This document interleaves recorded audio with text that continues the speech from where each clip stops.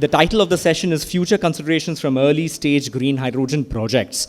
Essentially, we are looking at learning from developers on the ground in terms of what the learnings are from merchant developers who have actually done a lot of on-ground development in the space. So it's an exciting session for the next 45 minutes where we have as many as 5 experienced developers, including one off-taker as well, who are going to be showcasing to us what their learnings are from developments on the ground. So if I can welcome Mr. Harish Jayaram, VP Business Development at Hygenco, Mr. Sudhir Pathak, Head Engineering from Hero Future Energies, Mr. Samir Saxena, VP Engineering at Renew, Mr. Kushal Banerjee at HPCL, and Rahul Patawala from NTPC, please. Thank you, everyone, in terms of joining us at this particular panel. Excited to hear you speak about what on-ground developments that have been in the Indian green hydrogen ecosystem, both from a supply point of view, from the 4 developers present on my right, as well as from a consumer in the refinery space as well. So I welcome you all, and thank you again, to the audience for patiently listening over the next 45 minutes. I will carve out a few minutes at the end for questions as well, because I'm sure there will be quite a few for this esteemed panel. I'm trying to go in reverse. I'm going to start talking about FIDs for projects. Then I'm going to be talking about competitiveness of green hydrogen and ammonia production at scale. I'll move on to pilot projects in terms of what the learnings are from there. Moving on to feasibility studies and pre-feasibility studies in reverse order, as I mentioned. And finally, moving on to a large element called scale. So that's how I've structured this. So let me do that and attempt at going in reverse in terms of what a typical project life cycle looks like. So the first question is on FID. We've of course seen, and we've had some fantastic presentations by S&P and Argus this morning in terms of what the global scenario is, what the Indian scenario is in terms of the readiness of supply, right? In terms of how close, let's say, the offtake agreements are to binding nature, how advanced projects are on the ground beyond announcements and MOUs. So the question I have, and I'll direct it, perhaps in the first question to all the panelists, at least the 4 developers to start with, let's say, is that we've seen a number of projects that have been announced, large capacity announcements, which I think based on our calculations have gone to over 8.5 to 9 million tons worth of green hydrogen and ammonia, green ammonia equivalent. And all of this by 2030. So, I'm talking about 8 to 9 million tons worth of production of something which we have zero of today beyond pilots in the next 5 years. So these are large announcements that the industry has made. The question I have is that we are not seeing FIDs yet in the market, both from an equity perspective as well as from a financial closure perspective. What should be done to improve bankability of these projects beyond the cost gaps, beyond moving from non-binding to binding offtakes? What should really be done by developers on the ground to achieve FID and create many of these announcements to actual equity investments on the ground? So Harish, why don't we start with you in terms of what Hygenco is doing and what you are looking at doing from moving from non-binding to binding and from announcements into FIDs. Thank you. Thanks, Arjun. Thanks, GS2, for having having Hygenco here amongst these panelists here. Thank you so much.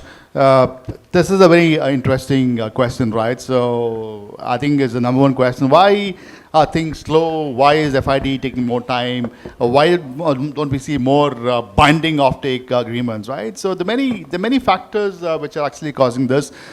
We can talk about this all day.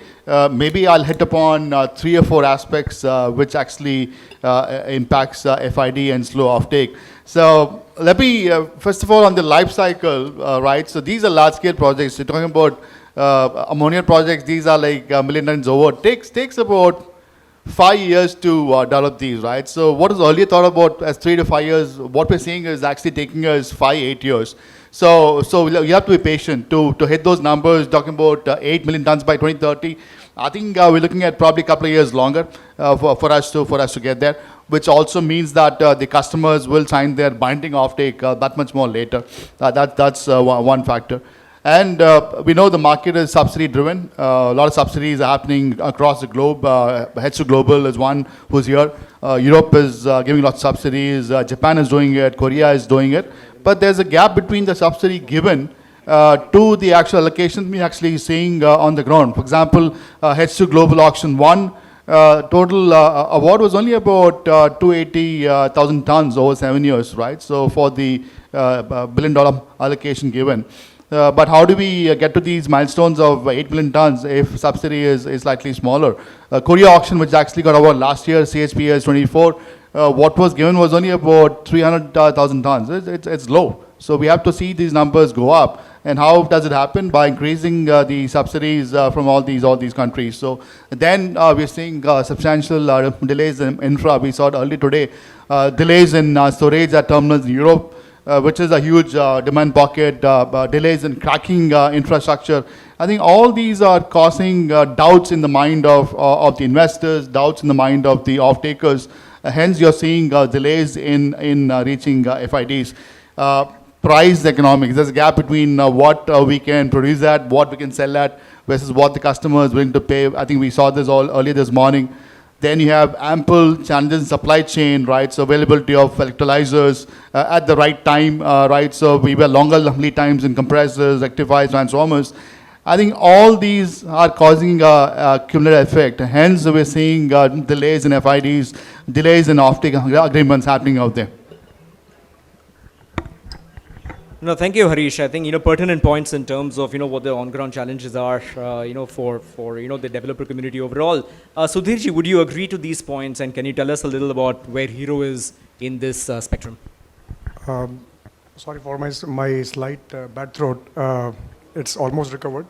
So thanks, Arjun, for calling me here. And so I will start with giving a kind of, you can say, a perception, or you can say just giving a context of it, that you can see that in the space of green derivatives, whether ammonia, methanol, or even green hydrogen, you can see most of the players who are coming on the field is from IPP background, right?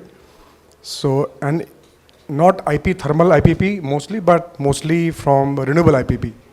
So there is a huge mindset gap between what IPP wish and how this chemical derivative behaves, right? So these are two, you can say, the extreme ends.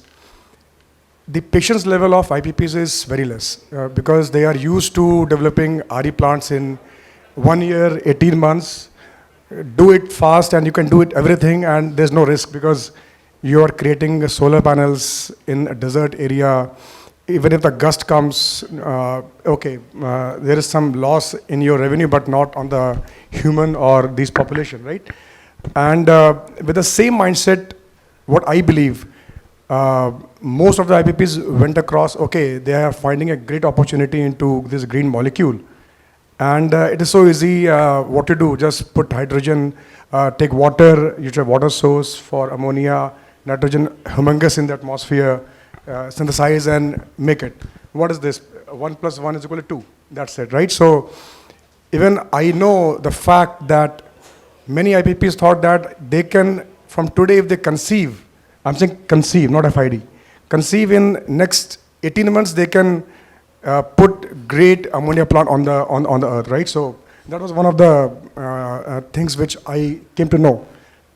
Second thing, what people thought that let's develop a team in-house and do an internal FID or internal feed. So again, a very, very unusual sort of from a chemical industry perspective. So I think that is one of the biggest things, a lot of announcements made because it was done on back on envelope. What I can do, I can mix and match this and I will get this LCOM or LCOA or LCOH and then go to off-takers, I will do this, I will do that. And off-takers also got allured. It is possible to get such a low price. So I think that is a fundamental mistake this industry is doing as of now. It's in several panel discussions, I keep on educating both sides, developers as well as the off-takers, that it is a chemical molecule, whether it is ammonia or methanol. It is very, very tough to handle. In case any leakage comes, in case anything happens, it has humongous impact on the human being as well as on the economy. So now, coming to the second part, one is like the mindset change. Now, second thing about, it's a huge investment on the ground. Okay, like for approximately 125 KT of methanol or ammonia, you need almost $1 billion of investment. Okay, so especially, and on the back of it, you have RE, which is uncontrollable. Okay, so, and we have seen on the ground, because we have a lot of RE assets, solar and wind, we are veterans into solar and wind both. We know how this behaves, what is the climate change is happening on that. So once you reach FID, before that, you have to go 4 or 5 steps back, right? What we name in chemical industry is called FEL 1, FEL 2, FEL 3, or class 4, class 5, class 3, class 2 estimates to de-risk your investment, right? So I think in such process, all IPPs have to be very, very patient. Don't be afraid that you are losing the bus. Because ultimately, if you put a wrong plant, you must be jumping out of the bus. So the issue is, please have a patient assessment. Go for pre-feasibility. Feasibility itself takes 3 months. Pre-feed takes 3 to 4 months. Feed takes minimum 8 months or even more. You have to then, based upon that, once you are confident of your prices, your capex and your LCO or LCM of plus minus 10%, then you can go for FID, right? That's the right step. And after that, I think my fellow person told that developing such a plant takes almost 3 years, 2.5 years, right? So I think that is the reason you asked that why FIDs are not happening. Maybe few people have got this, you can say, thought into reality is, let us not run, let us take a breath, do a detail engineering, do ground reality. Number 3, one is paperwork. Second is again on the fundamental issues of ground reality. See, I will say ammonia is slightly an easy molecule to make, but not to transport. Because you have nitrogen, you can put your plant in the vicinity of a sea, desaline water, and do it, put an SEZ, and then you get all kind of tariff benefits, and then you can manufacture. On the other side, if you take methanol, you are married to a CO2 or a biogenic CO2 supplier. Everywhere, the ground reality is huge constraint on getting the right land. Okay, so one should not go into even feed stage before getting all those reality checks. I think these are 3 fundamental. I have a lot of things to say, but let me put it on the last part. We believe that, okay, since we know that 70% or 65% of the capex comes from RE, okay, and RE is one of the major levers which can drive down or up your LCOM or LCOA. So there is a huge paucity of, you can say, substations, huge paucity of the right wind land. See, solar you can make anywhere, but wind is a very, you can say, very difficult animal to handle.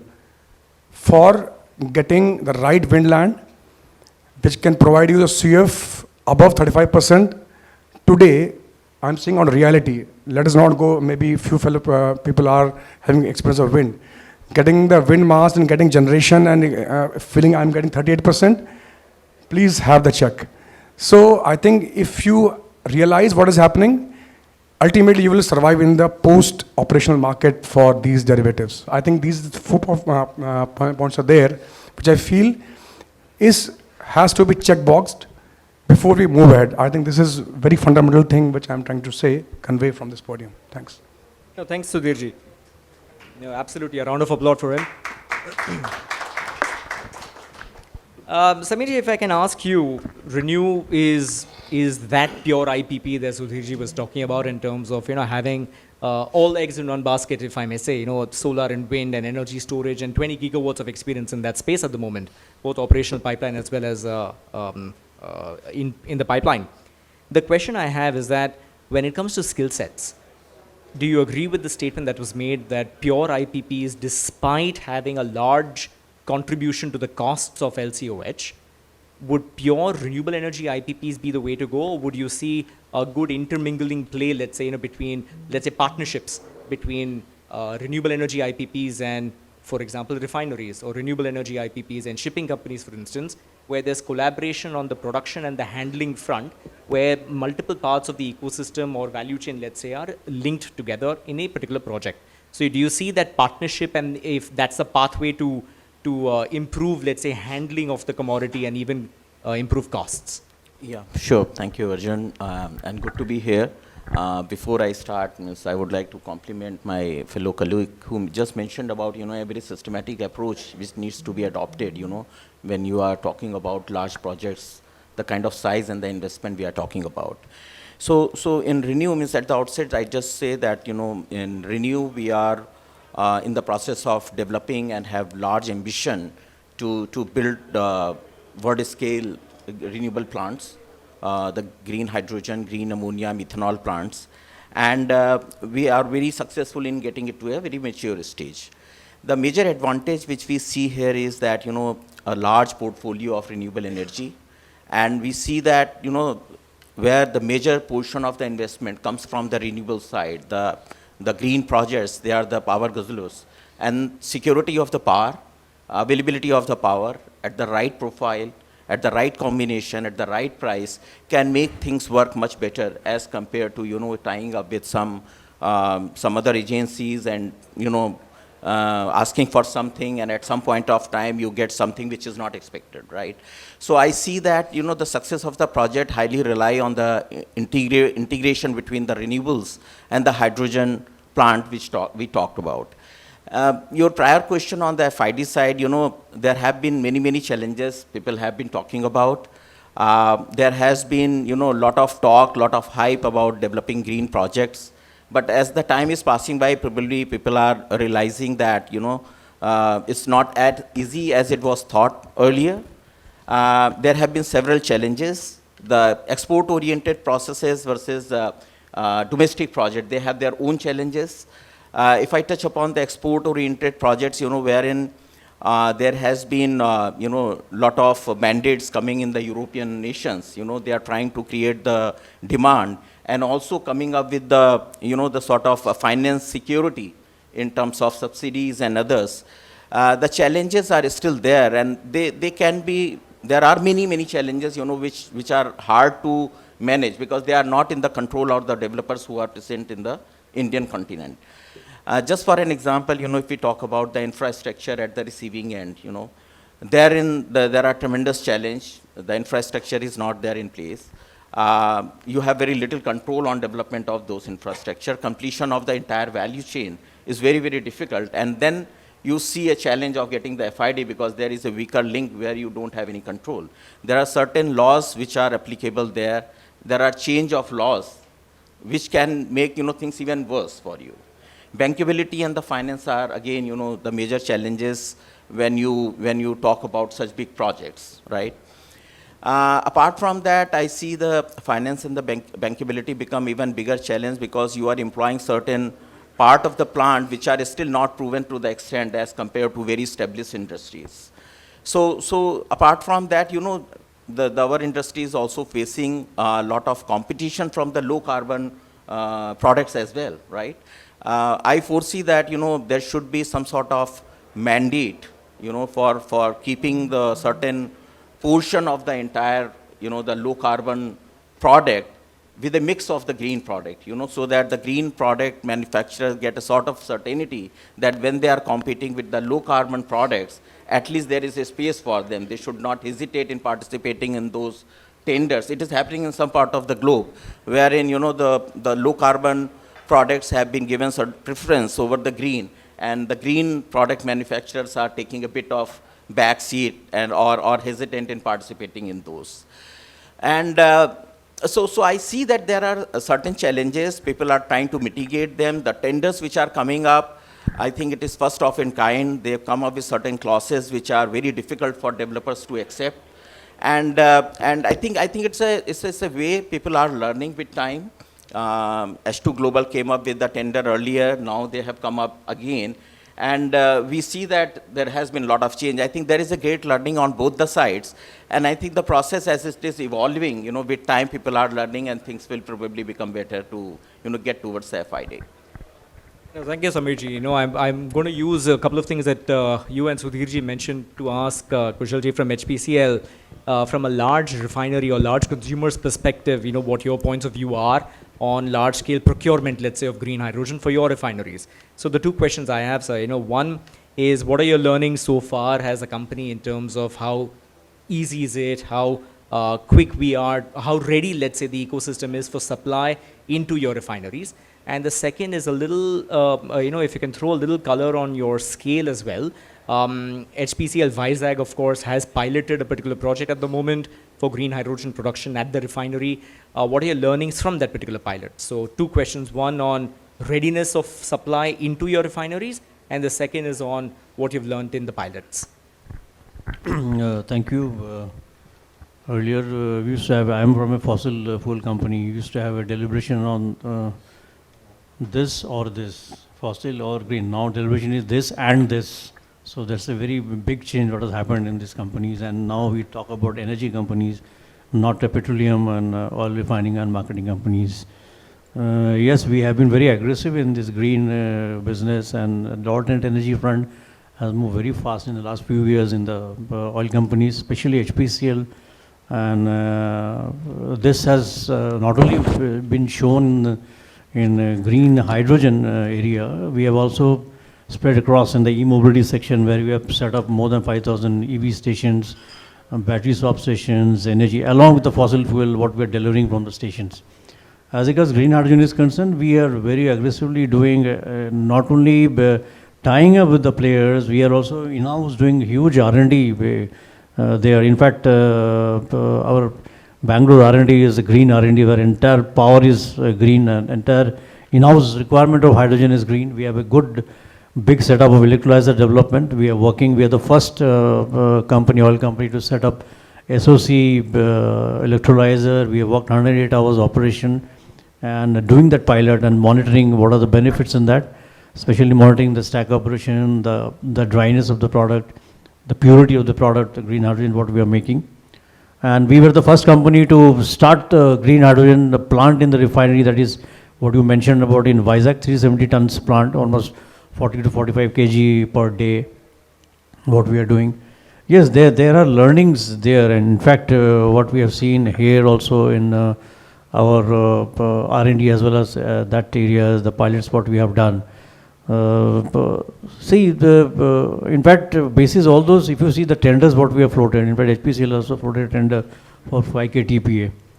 And our previous speakers also talked about FIDs not coming, why investments not coming. Because of the capex involved in this and the huge money aspects is there, even as an HPC, as an user, captive user, in fact, in a short term or near term, will be requiring around 7K TPA, maybe after some duration, around 29, 30K TPA as the requirement, green hydrogen. And we being the biggest consumer of hydrogen, of course, grey right now for making our products for hydrotreating, hydrocracking, finished product, diesel. So we definitely want to go for it. But issue here is, in spite of being a captive consumer, we have decided to go off-site.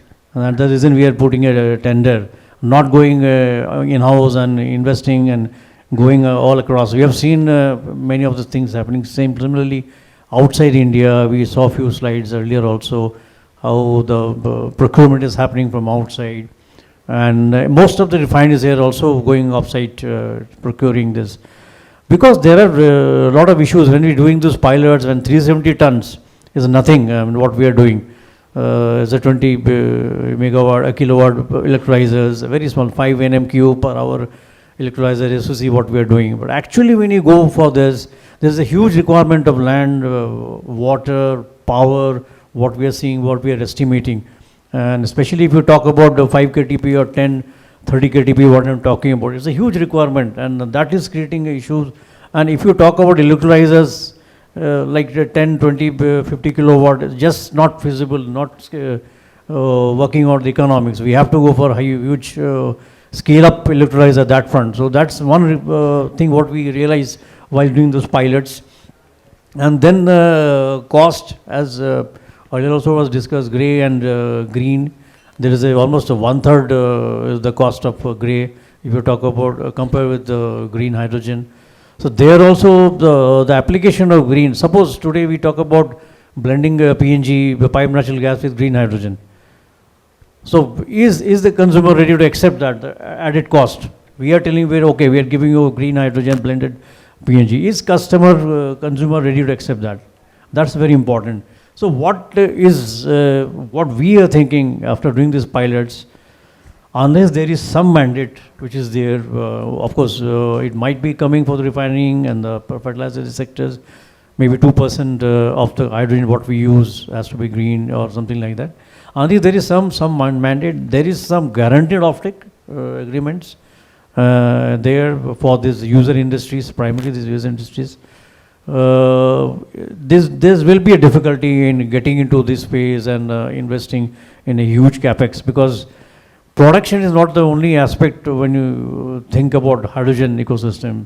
Two very important areas what we miss is storage and transport. Today, the grey hydrogen what we produce in the refinery, it is produced and consumed. There is no storage at all. There is no question of comparison or converting into green ammonia or liquid hydrogen, nothing. We are just producing and consuming. So that again is a big area which you have to look into. So whether the refinery should be having a green hydrogen cluster next to it, and then how do we transfer this hydrogen from the point of production to this? And today, because as I told you about the land, water, all those issues, green power, I set up some plant somewhere else, then taking it, like I'm giving you a live example. We are thinking of setting up a plant in Bombay next to a coast, just discussions are happening. Then we are thinking, how do we move it to our refinery? There is an existing gas pipeline, LPG pipeline. Can we repurpose it? Can we use that? Now the study is happening on that, whether the percentage of blend, how much you can do, what will the effect on metallurgy. So many things are involved in this when you talk about green hydrogen and usage, application. So in these pilots, we are listing down all this, just a small scale pilots, but we are listing down all these areas when you come to actual uses. So these are the big learning for us, and we are really working on those areas, because no doubt we'll go for a refinery green hydrogen, but we will work on these areas, settle on those, then only we'll decide on that. Thank you, Kushal. Lots of pertinent points again, raised by you in terms of the willingness to pay as a refinery, the mandates and the entire regulatory-driven market development, storage, transport, and the entire midstream power of it. If we combine all of this and get essentially scale in the space, I would love to hear what NTPC is up to in Pudimedaka. So Rahul, a question to you. Similar to HPCL, NTPC has a large fossil fuel legacy as well, and now you're looking at large-scale transformation, in the renewable energy segment, including million-plus ton projects in Pudimedaka. What would your points be in terms of how important scale is when it comes to ease of operations, bringing the cost down, getting the approvals on time when it comes to scale? Can you tell the audience a little about your advancements in Pudimedaka specific to scale? Thank you, Arjun. Thank you for the question. I mean, it's a no-brainer. Scale is an advantage. But when it comes to green chemicals and green hydrogen in particular, these units are very, very modular. And if I set up a large-scale plant, then I also need to have a large-scale off-taker, at least as a single unit or maybe in bits and pieces. So these are the two challenges. But as everyone say, scale is always an advantage. Now what we are doing at Pudimedaka, we also started 4 years back our hydrogen journey, and we did many pilots starting with mobility, gas blending, and we have perfected in a way how to handle hydrogen maybe at a limited scale, and then how to scale it up now, because NTPC is a power major. Now we are a 77 gigawatt plus company, and we plan to add 60 gigawatt of renewable capacity alone by 2032. So definitely we can't settle for less. So we had to scale it up. Now we are doing a green hydrogen hub, and it is one of the hydrogen hubs being declared by the Honorable Prime Minister of India in the month of January this year. So what this hub is all about? This hub is about production of 2.5 million tons of green chemicals in one of the east cities of the country, and then primarily exporting the produce from these hubs, and also catering to the domestic market. Now, saying so is so easy, but see, there's an acronym that we have coined, that LOPWC. So land, offtake, power, water, connectivity. These are the basic ingredients of this recipe that we are all talking about. There are very few eaters of this recipe at the moment, but these are the 5 elements. Now, land we have in place, 5 square kilometers of land in possession. Water, there's a seashore, there's a possibility of having a desal plant, and also connectivity from the irrigation department of the state. And then power. For power, we have formed a joint venture with the same state to produce 25 gigawatts of renewable energy capacity. Now, as you all know, there are challenges in terms of solar-wind combination, having storage. That's a big challenge. So configuration challenge also exists. But the power will be coming from the same state, so power is taken care of. Connectivity is the second challenge, which everybody knows, it's an elephant in the room. Now, getting connectivity of, say, for this project, we want a connectivity of 7.5 gigawatt. Supplying power from, say, a distance of, say, 800 kilometers and bringing this to this point. So that's the second challenge. Now, we are having an advantage of having 2 ports in the same city, but we also plan to have our own captive jetty. So for that, we are doing a feasibility study. So we can transport the produce from then and there. I mean, it's 2 kilometers from the seashore. So it may look so fancy, but challenges are abound, and we are very much committed to it. And the missing piece, everybody, or the white elephant in the room, is the off-taker. Now, we all are aware what our government has done and what August organizations like H2 Global, who are invited to this event, they are doing. And there is a question of how much it can add into the appetite of these producers, but definitely that's a good start. And just to make a head start in the project, we are investing our own $250 million of money and having initial pilot plant or demonstration plant for sustainable aviation fuel production as well as for green urea. So that's what we are doing, and hope, I think this journey ultimately culminates into a great thing. Thank you. Thank you. A round of applause for NTPC. Now, Rahul, you've raised 2 points, one of which I want to ask a follow-up question on, but the first point is on, let's say, the challenges that come with scale. When it comes to delays of, let's say, ISTS connectivity, for instance, on the ground, procurement of land, procurement of, land closer to ports especially, scale need not necessarily be good. While all of us want scale to bring the cost down, these delays, for instance, are indeed a challenge. So perhaps a question to you and then to Harish in terms of large-scale projects such as Puri Mitaka, in terms of getting the connectivities in place. What are you as a merchant developer doing to abate some of these challenges? And the same thing for Harish in terms of smaller distributed scale projects, which I know Hygenco is quite active on. So Rahul, perhaps first from you and then to Harish. Yeah, so if I'm talking about 2.5 million tons of green chemicals, obviously I'll not be starting on day one. So I'm starting it in phases. So there are 4 phases to this project. So the other advantage is we can have different developers on board. So some developers are technically strong, some developers bring along with them the off-takers. So we have divided this capacity into multiple batches, and then we collaborate with them and have separate projects starting from separate timelines.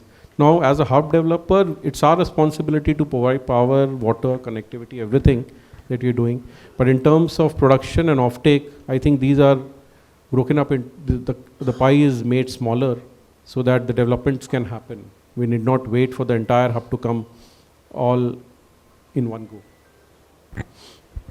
So phasing is the key. Yeah. Harish, you're at the slightly opposite end of the spectrum, if I may say, when it comes to scale, because you're penetrating, let's say, the consumer market directly. Hygenco is working quite a lot with several consumers of hydrogen as well going forward.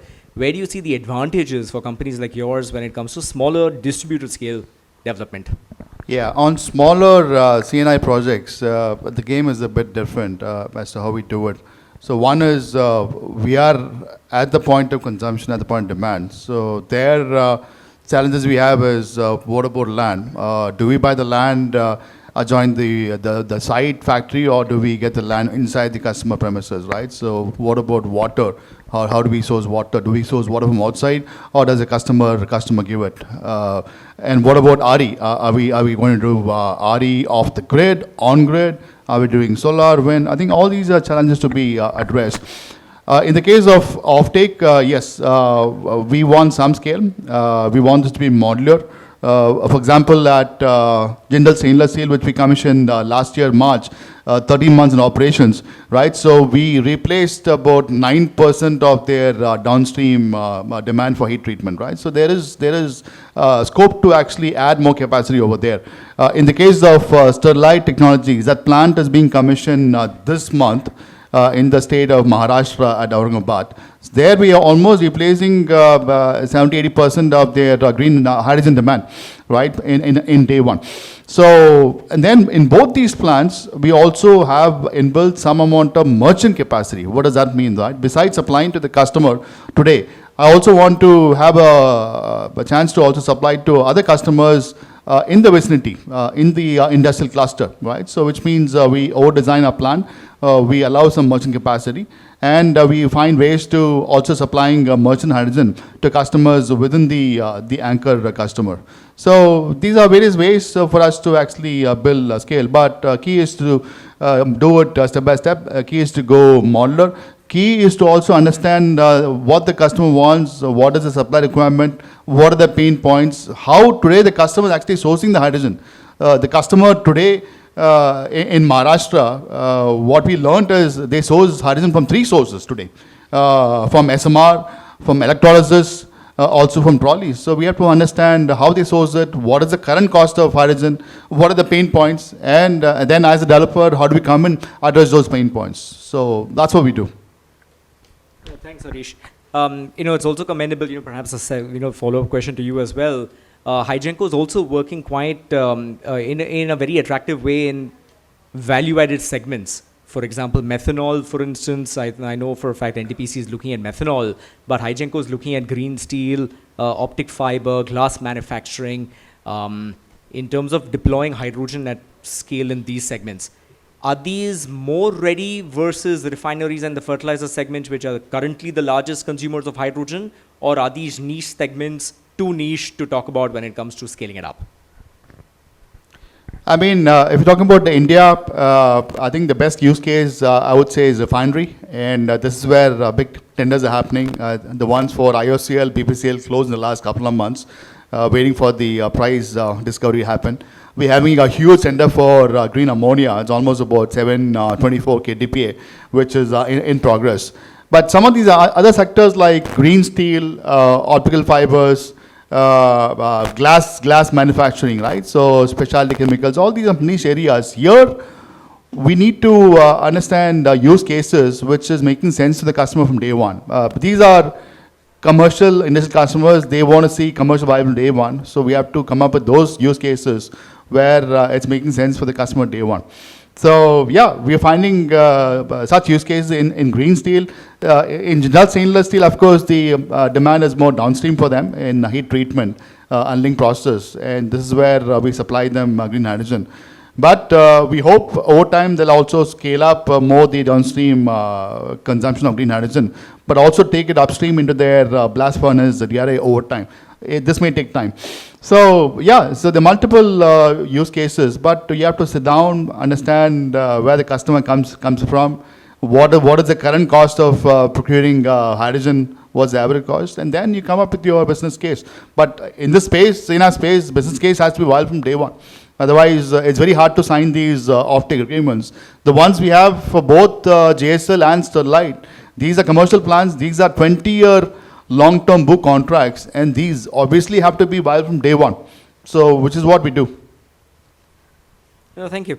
If I can move on the scale part of it, down to feasibility and pre-feasibility and feasibility studies.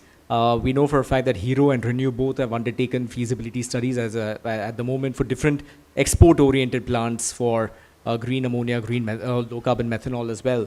So what have your learnings been, Sudhirji and Samirji, when moving from pre-feasibility, the 3 to 6 months that you were talking about, down to longer feed studies for your projects? What have learnings been in terms of both capacity building internally, skilling of the teams, for instance, partnerships with external entities, as well as bringing the cost down from a PFS into an FS? So perhaps, Sudhirji, you can start with what Hero's learnings have been on that. Yeah, so see, I will take a step back. One is from pre-feasibility and feasibility and going into a next level in case. So that's what we first started with to burn our fingers with some kind of pilots, right? So because as I explained in my first statements that it's not a game of what we used to do as an IPP. So we are entering into a different molecule. Now, two different worlds are now merging, chemical and power. So I think, first of all, if I state about the pilot part, so I believe that the one which we commissioned of blending of hydrogen with LPG. So I believe that these pilots, like what we did, Hygenco did, NTPC and others have done, it is more of like an awareness campaign, not only to us, but to the whole world, in the sense that they should feel the ground reality, what is happening, even to the government officials, okay, whether what kind of approvals are needed, because down the line, many people don't know what is this, right? So even we did not know, we felt that, oh, it's a so simple game, just put a box and then run it. Then we got to know many studies are needed, right? Even there also we did HAZOP, everything we did. HAZOP we did, we brought third-party chairman to do the HAZOP part. Approvals from each and every government official, maybe it is APSLDC, maybe it is from, you can say PNGRB, it is from PESO. So that means that is what the awareness, what we had, what they also had, because they came to know that, okay, even if it's a small pilot, but you need to get this approval, get this drawing, that it took almost an year, right? So that gave us a ref check, where are we? And while exploring into, you can say that the derivative market, so as I told, and being our CEO being a chemical engineer by knowledge, by base, so on day one he told that, let us not assume that it is, as I will just, for the sake of repetition, that let us go each and every step. Start from pre-feasibility, maybe have your class 5 estimates, because class 5 estimates is almost plus minus 50% variance. Then go for class 4, then 3 and 2, and then we'll go, and even if it take time, take it. And this is the learning of what we are having very, very clearly, that before, because you know that the off-taker market, as I think Maersk person, Captain Prashant was telling very beautifully, that there is a 13 million tons of demand, right? So that is a demand, but at what price, okay? So I think the major challenge, what we are experiencing, and maybe other fellow colleagues might be experiencing, that can we sell them the derivative at the off-taker price or not? What are the risks? I think if you are at the feasibility stage, you are still far off. Maybe your cost estimate is still 35% out of whack, right? So you can't commit to anyone, I am doing this, I will give you this cost for next X number of years.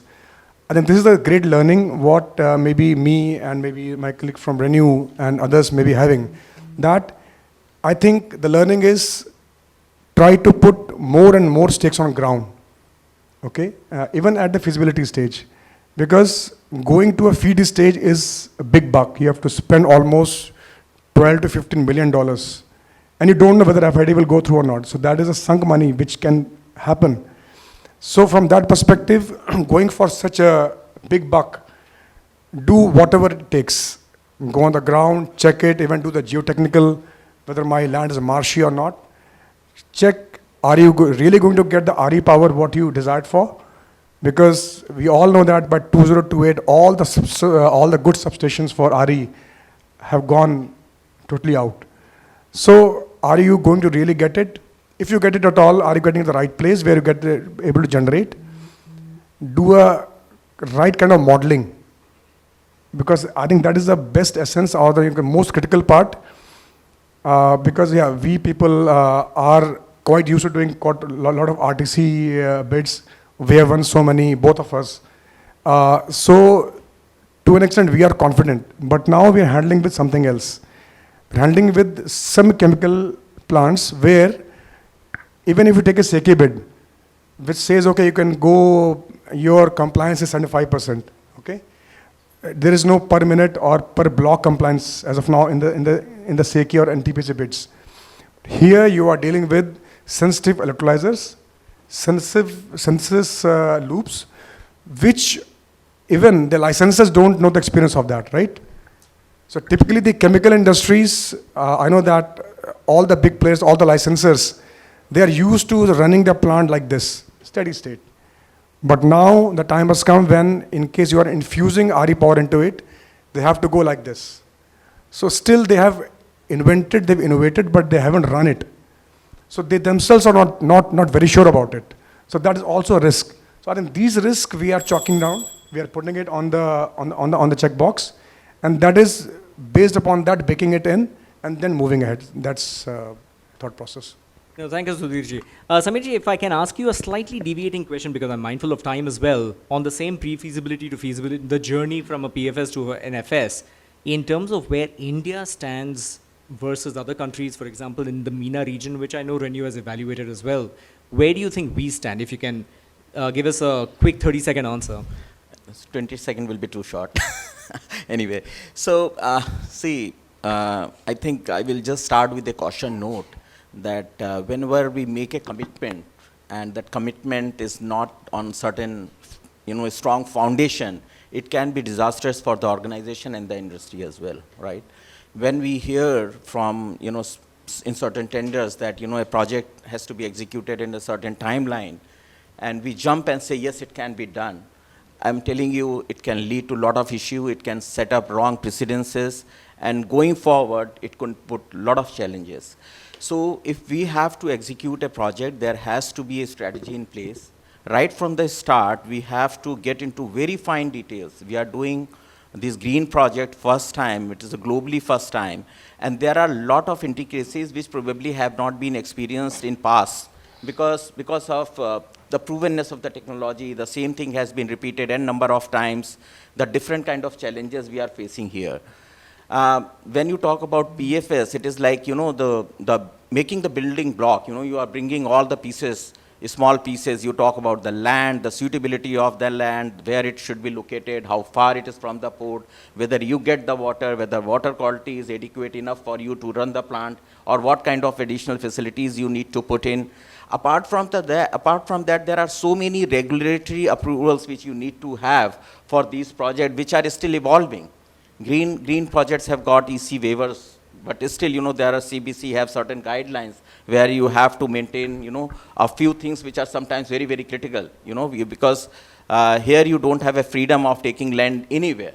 If you are making a methanol project, probably your wish would be to have a plant closer to the source of biogenic source, right?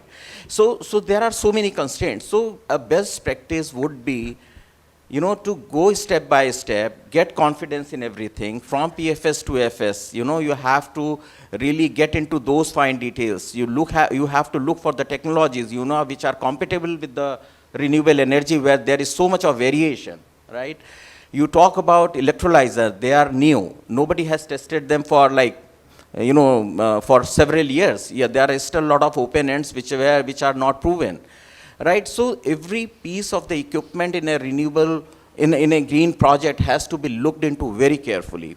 Now, when you talk about the feed, many times it happens that let us wind up feed in a very fast manner, why it is required. If we have to just get the capex, do whatever, you can do quickly and can do it. But the very critical aspect there is, look into the safety aspects, right? Hydrogen has been used in industry for decades, but when it comes to this kind of plant, it is unique. You have to transport hydrogen. It could be through pipeline, it could be by other means, or through some other carriers. They have their own challenges which have not been faced in past. So just keeping it short, what I'm trying to say is that, it is very essential to follow a very systematic way of doing it. If you are asking about comparing with how it is being done in globally, I would say that based on our interactions with many global companies, they have a very systematic approach, which sometimes may look very unnecessary to us, but I think although it requires some time and some money, but I think following a right way is very, very essential for the success of the whole project. Thank you, Samir ji. Perhaps a final question, final remarks, Kushal ji, from your side. We can take up perhaps one question from the audience after. Regulatory-driven market with and compliance-driven market, let's say, with voluntary decarbonization-driven market for a consumer like a refinery like yourself. Where do you see both of these working in parallel? No, as regards we are concerned, refineries and all marketing companies, we are dealing with essential products, especially the fuels what we are talking about. So there, if we decide to go ahead with this green hydrogen production and use for hydrotreating and hydrogenation purpose, or for adding to the PNG, those areas, the cost is a very, very important factor, very important parameter. So there, I don't think there'll be takers for the augmented the height cost in that. So there, the regulation will come is a very, very important parameter when you talk about that. Because to create a demand, the generation of demand for those green products, what we are going to market as a fuel by way of using green hydrogen, the demand generation has to come with some regulatory support, some policy mandate, and which I'm sure is going to happen soon. Because otherwise, it's difficult to get takers for this, considering those cost, the gap, and some viability funding support also has to come from authorities, because otherwise it's not possible, because the cost and all are so heavy, and I can only recollect one PSU going for on-site production, and that to outsourcing on BO basis for production of green hydrogen. Otherwise, it is not possible to set up and produce at such a higher cost without any off-takers and all. So customer-driven will happen in case, again, there is a mandate on those customers like steel, CBAM, going through, expect CBAM, cement, all those areas where they have to go for green. Where those areas have come, they'll go for production, taking green products. Otherwise, without regulatory support, we cannot go ahead with this. Thank you for your very sharp comments on that front, sir. One question, a very brief one. Please introduce yourself. And yes, Timo, would love to hear your question, please. And I really appreciated sort of the very realistic approach that we heard here today. It really echoes also with the experience that we had with HG Global from the first pilot auction. I think we all realize that the marriage between electrons and molecules is not, a fast marriage that happens at a chapel in Las Vegas and has many offsprings right the next day. It's rather like a royal marriage that has to be well developed in advance. And I really like also the comments regarding be prepared, go through the step-by-step approach. On the other side, we need to find the right balance. There's a lot of, excitement being created in the last years. Now we're in the valley of depression. So we need to find the right balance between going through feed, going through pre-feed and all these stages without, expanding the time frame too far to the back, because otherwise, maybe the tide will also change again, and then we're running behind the curve. So we need to find the right balance, but I really like that very realistic approach, and it's a learning curve. I think you mentioned also, some of you were, it's not a secret, also engaged in the first auction. Was a learning curve on both sides, and we need to continue learning. We will do mistakes, but we need to do these mistakes to get better, and this is what I really encourage you to take this very realistic approach going forward. Team Bolleroy from Hygenco, ladies and gentlemen. Again, to all the panelists, would have loved, of course, to continue this conversation also for a much longer time. But for the paucity of time, let's close. But really appreciate everyone's comments. We talked about projects' life cycles, moving from PFS to FS stages. We talked about captive version merchant supply. We talked about, the delays and the issues, let's say, on the ground in terms of getting connectivity approvals. Everyone knows that that's a large bottleneck here. We talked about the willingness to pay from, the consumer's point of view, and mandate-driven market with, let's say, a voluntary take-up of green energy. We talked about the LOPWC acronym. That was fantastic. That's going to stay with me for a while. And we talked about, let's say, integrated ecosystems with ports and jetties as well. So quite a comprehensive set of topics talked about when it came to learning from, let's say, real project development on the ground. And appreciate everyone's comments and educating all of us with what your experiences have been. Thank you.